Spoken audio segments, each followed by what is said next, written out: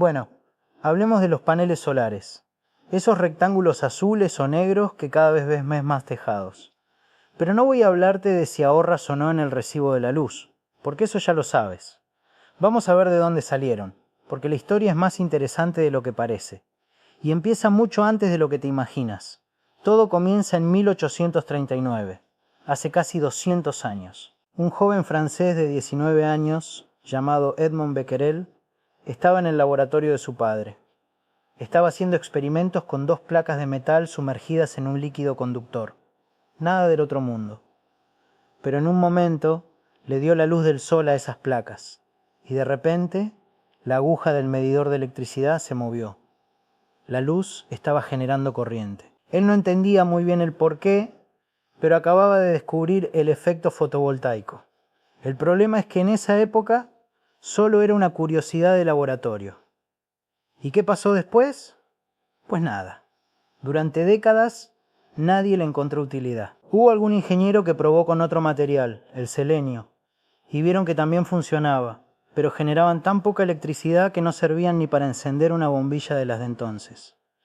El primer panel solar como tal lo construyó un tal Charles Fritz en 1883. Tomó selenio y lo cubrió con una capa de oro. Se veía bonito, brillaba, pero su eficiencia era del 1%. Para que te hagas una idea, un panel de hoy ronda el 20%. Básicamente necesitabas un campo de fútbol de estos para encender una linterna. No era negocio. Y entonces llegó Einstein. En 1905 publicó un artículo explicando por qué la luz podía arrancar electrones de un metal. No construyó ningún panel, pero su explicación teórica era tan buena que le dieron el premio Nobel en 1921. Es decir, la ciencia ya sabía que esto funcionaba, pero nadie sabía cómo hacerlo barato y eficiente. El gran momento llegó en 1954. En los laboratorios Bell, en Estados Unidos, 3 científicos se pusieron a probar con silicio en lugar de selenio. Y acertaron de lleno. Consiguieron una célula con una eficiencia del 6%. Por fin, algo útil. Pero había un detalle enorme: el precio. En 1956, un vatio de energía solar costaba $300. Hoy está a menos de $1. Es decir, era carísimo. Pero claro, había alguien dispuesto a pagar ese dineral: la NASA. En 1958 lanzaron el satélite Vanguard 1 con paneles solares.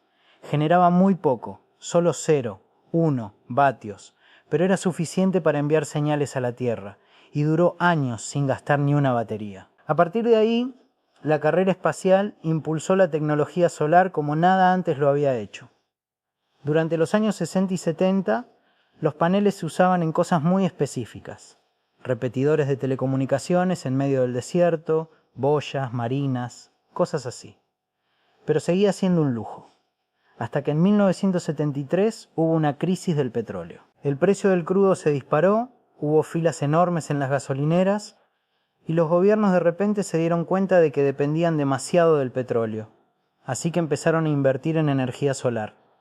De hecho, el presidente Jimmy Carter puso paneles solares en la Casa Blanca en 1979. Luego Reagan los quitó, pero bueno, esa es otra historia. A partir del año 2000, esto se disparó. China empezó a fabricar paneles a gran escala, los precios cayeron en picada y la eficiencia siguió subiendo. En 2017, la energía solar ya era más barata que el carbón en muchos países. Y hoy, los paneles modernos convierten entre el 15% y el 23% de la luz en electricidad. Y lo mejor de todo es que esto no ha terminado. Ahora están investigando con paneles flexibles, con células de perovskita que prometen ser aún más baratas y hasta ventanas que generan electricidad. Lo que empezó como un experimento de un adolescente francés en el siglo XIX, hoy está cambiando el mundo.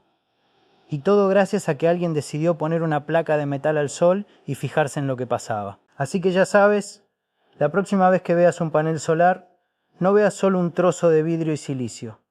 Ves casi 200 años de curiosidad, errores, crisis y aciertos.